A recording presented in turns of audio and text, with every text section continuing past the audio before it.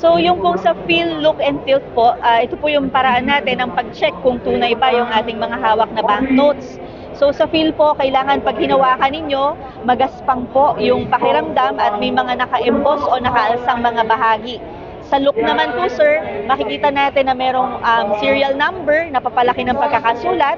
Pag nakataas po against the light, makikita nyo yung watermark or yung image po na kamukha ng portrait sa harapan, as well as yung security thread, yung solid vertical line near the middle portion of the banknote.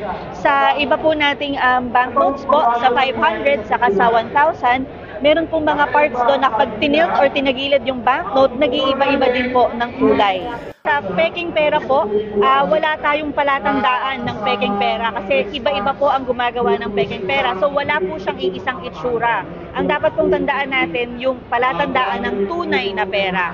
Para kung meron man pong isa lang doon sa palatandaan na yon yung maiba, pwede na po nating pagdudahan kung tunay ba o peke yung hawak natin. So wag po nating i-memorize yung itsura ng fake kasi po wala pong isang itsura ng fake.